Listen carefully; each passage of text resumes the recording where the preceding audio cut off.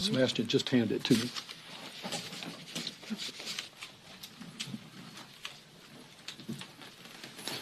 Since his wholly unjustified, brutal invasion of Ukraine, Putin has been responsible for destroying one Ukrainian town and village after another, murdering thousands and kidnapping even more.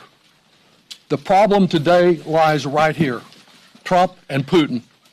Because this week, last week, Donald Trump has disgraced our country. Imagine a resolution as simple as saying that Putin is the aggressor and he ought to return the land that he has stolen from the people of Ukraine. And the response today, Donald Trump says, vote with North Korea, vote with Russia, and a handful, as most of the nations of the world overwhelmingly passed the resolution. Surely this is the great appeaser. Not since 1938, when Chamberlain paved the way for Hitler to take Czechoslovakia, has such appeasement occurred. And as he directed the secret meetings last week in Saudi Arabia, we know that Donald Trump was so weak-kneed that he could not even stop more attacks like this. The largest drone attack in the history of this 3-year war occurred this weekend, and Donald Trump did nothing about it. What of the reaction of the Republican senators and Congress members of this caucus? I've been a member long before this invasion, and Representative Capter and others have worked diligently to try to make this a bipartisan caucus, as well it should be. But they, with the exception of Mr. Wilson, and a number of his comments, of course, I disagree with the exception of Mr. Wilson and I believe one other member of our caucus who's a Republican who put out a strong statement, they've been silent. And their silence emboldens the enemies of the United States. More typical of the Republican point of view is what amazingly happened as Donald Trump was sidling up with Putin. Last week, one of our Republican colleagues, introduced a bill right out of the North Korean playbook. She demanded that Donald Trump's birthday be declared a national holiday here in America. I suppose every dictator has his day, but I think this one should be appropriately called Appeasement Day or Surrender Day. Our Republican colleagues can either speak out or remain complicit in the loss of much of Ukraine and the destruction of dangers in endangering much of Europe and American families as well.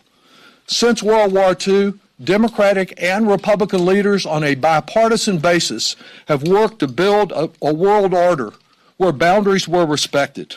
If we fail to maintain that previous bipartisan commitment, Ukraine, our democratic ally, will be endangered. The rule of law will be abandoned.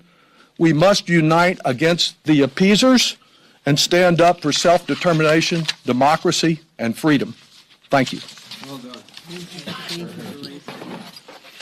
I'm just so proud to stand with all these members today, honestly, and thank you all for coming. This is such an important moment in world history. Tom Suozzi, Sean Casten, and Jim Costa. Thank you, Marcy. And like you, I'm very proud to stand with all these members as well. It's really amazing to listen to all of you, and thank you so much for standing up like this, including Joe Wilson, who had to leave. And we have to encourage more Republicans to stand up like this and do exactly what John Larson said and show a profile and courage. I've got a very simple message. It shouldn't be necessary, but we have to be very clear. Putin is a dictator. Zelensky is not. Zelensky was elected by 73% of the voters in Ukraine, an election that was certified by the European Commission that certifies it was in fact a free and fair election. Very simple point that we need it to be reported regularly. Putin is a dictator, Zelensky is not.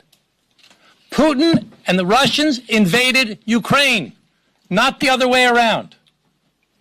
When we talk about appeasement, as Steny pointed out and as Lloyd pointed out, we're talking about what Neville Chamberlain did with Hitler before World War II. Let's just give him something. Let's try and make peace with this guy, and he'll stop. He didn't stop. The other day, Hexed said, Ukraine can't win this war. They're just not big enough. They can't possibly beat these guys. If we cave now and reward Russia for invading a democratically elected leader's country, who is our ally, if we reward Putin now. What do you think the people in Latvia are going to say?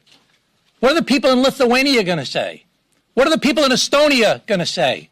What are the people in Moldova going to say? What are the people in Poland going to say? When I went to Ukraine last April and visited with the commander of the Polish military and saw the map of that area, topographical map that showed the mountains that ringed the area. If he goes through Ukraine, he's going straight into Poland. We cannot reward Putin for his criminal actions where they are murdering people, raping people, kidnapping children. There are tens of thousands of children that have been abducted from Ukraine and brought into Russia. Why? Because if your mom or dad works at the power plant, that we need your Ukrainian parents to keep on working on that plant, and Putin doesn't want you to stop working there, he's going to keep your children even longer, and who knows what else he'll do. He's a beast. He's an animal. He's a dictator. We cannot let this become normalized. Thank you.